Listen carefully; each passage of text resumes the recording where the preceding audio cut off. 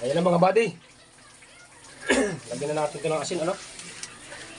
Niluto na tayo ng chicken.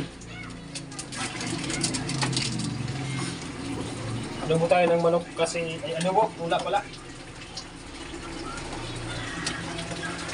Ganun kami ka, ano, ganun kami ka simple ni Mrs.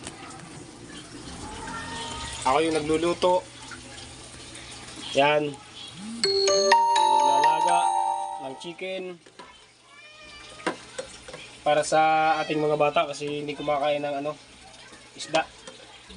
Meron din tayo ditong ano, paborito ko kasi paksiw yan, no? Paksiw. Lumaki ako sa paksiw eh. Yan si Mrs.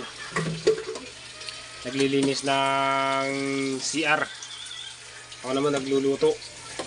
Yes.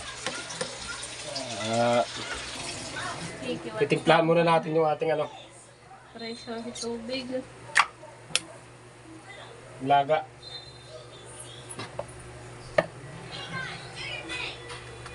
Para ano, ganito lang ang buhay. Tsaga lang.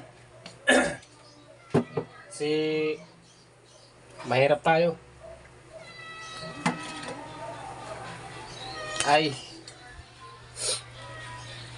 Shoutout nga pala dyan sa mga ano, sa mga utang na hindi ko nababayaran. Mag-antay lang kayo. Malapit na tayong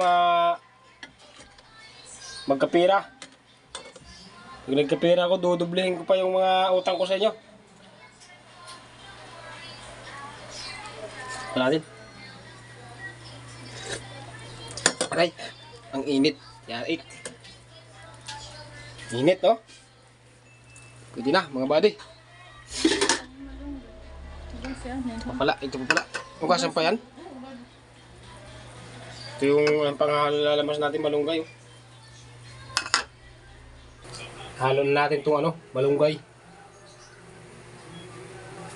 Para makulay ang buhay.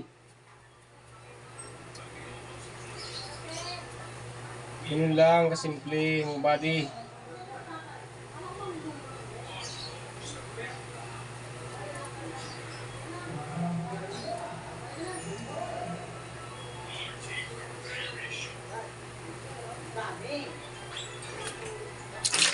Yun lang. Simpleng luto lang natin yan, mga buddy. Uy. Si kanina, si Mrs. yung nagyaw to. Si Mrs. dito yung naglinis ng aming CR. Tapos ako naman yung nagluluto dito. Ang mga linuluto natin. Yung mga pang simpleng ulam lang. Shout out sa inyong lahat dyan. Baka naman. Yan.